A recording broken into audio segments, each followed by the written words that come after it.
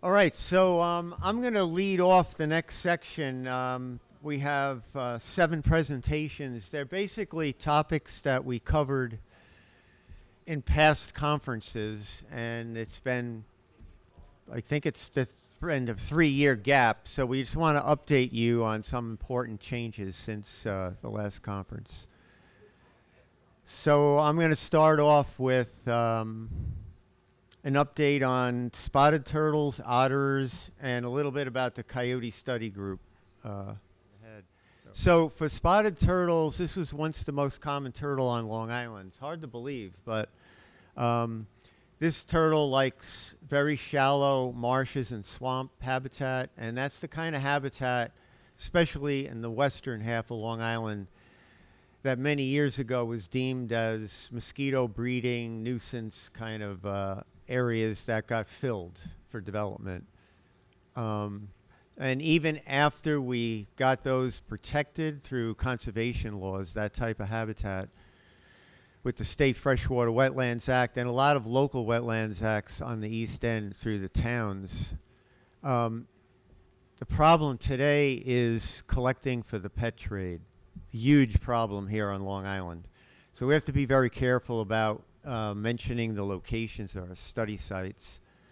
This is John Baylor. He passed away some years ago. He started studying spotted turtles at the site that I'm monitoring now, and yeah, famous herpetologist from the Bronx Zoo and affiliated with the Wildlife Conservation Society. In terms of the update, so I want to thank Russ Burke for prompting me to go to this conference some years ago in West Virginia, and I learned that there was a push to get 2 long-term monitoring sites in each state within the range of this species. And I offered to set up a long-term monitoring site on Long Island. And I started doing that in 2021. I just finished my 3rd year of monitoring this site. And I follow the protocols of the Spotted Turtle Working Group. So I set out 20 baited traps for 12 days each year, record some various information about the temperature and the water depth and the habitat. And then I catalog the turtles. So I measure them, weigh them, sex them, photograph them, and mark them. It's basically a mark recapture study. So right now I have 63 individual turtles that I've captured in the last 3 seasons. It's a nice spread of males and females and juveniles. So a wide distribution of age classes. And interestingly enough, 4 turtles I caught were already marked by John Baylor in 1996. One of them, John estimated as being somewhere north of 25 years old in 1996, making it 53 years old now. And then 10 turtles were previously marked by myself when I was doing a radiotelemetry study for Suffolk County Vector Control in 2004, 2005. So and I should mention that Michaela Beaufort is in the back there. So I'm really lucky to have one of Jackie Litzis' students. Michaela's from Laurentian University. She's going to be doing a demographic analysis of the turtles at this study site. And her professor, Jackie, is one of the lead researchers on this animal in North America. I published this sign and survey manual a year ago, and this is to help a lot of the volunteers that I've enlisted in, where to look, when to look, and what to look for.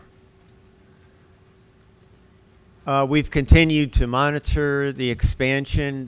River otters are slowly recolonizing Long Island. I did the original survey in 2008. I updated it 10 years later, 2018, and you can see the range expansion.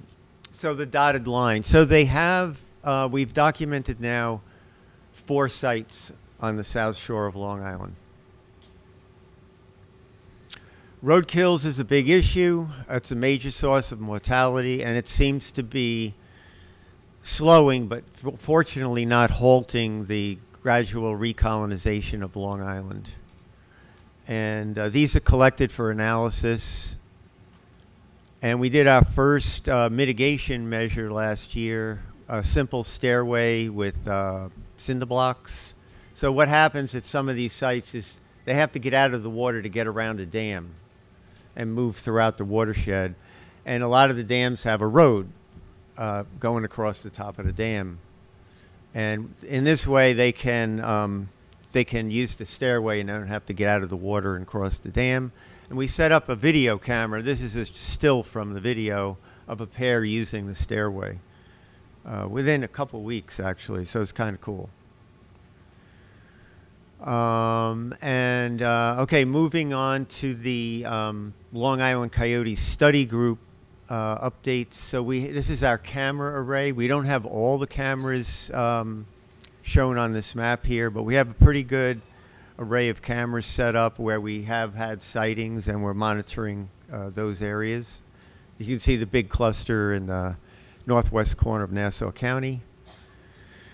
We recently had, just 6 weeks ago, this coyote was limping along in Floral Park, was snared by the New York City Police Department, handed over to a wildlife rehabber. It was an old injury in the pelvis, was kept for a month and totally healed over. They did x-rays and it was just released last weekend. So I bring this up because this is an opportunity that we should think about in terms of having one in hand, having to sedate it because it's injured, and then having to release it. We could put a radio collar on it and track, this is a young coyote, track its distribution. What's that? Where was it released? Very close to where it was found. That's part of the deal. Okay, and that's it. Thanks.